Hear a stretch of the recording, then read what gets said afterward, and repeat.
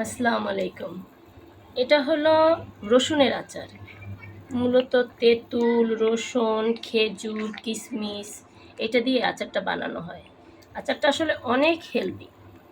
এটার ভিতরে রসুন থাকে। আমার আব্বুর আসলে প্রেশারের সমস্যাটা আছে, হাই প্রেশার। তার জন্য তার এই তেঁতুলের আচার খেতে হয়। তো আব্বু হজে যাবে, সেই জন্য ভাবলাম একটু তেঁতুলের আচার বানাই দিই রসুন দিয়ে। সাথে খেজুর দিয়েছি। তো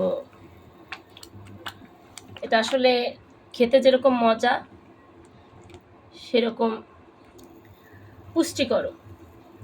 তো এর ভিতর এছাড়া আরও আমলকিও দেওয়া যায়, যদিও আমলকির সিজন এখন না, আর পাইনি তাই দেওয়া হয়নি। তো এর ভিতরে আমলকিটা দিলে এটা আরও হেলদি হয়। যেহেতু খেজুর রসুন আছে, এটা অনেক ভালো হয়। তো এই হলো আচার। তো রসুনটা এখন পর্যন্ত সেদ্ধ হয়নি, তাই একটু অল্প আছে সেদ্ধ করতেছি। এর সাথে আর দিয়েছি আমি যেরকম বানাই, এটার ভিতর আদা রসুন যদি আস্ত দেওয়া আছে, একটু আদা বাটা দিই, সরিষার তেল, খেজুরের গুড়, চিনি, তারপর মরিচের গুঁড়া, সামান্য একটু হলুদের গুঁড়ো দিই, তেজপাতা, দারচিনি, এলাচ এগুলো দিয়ে একসাথে বানাই।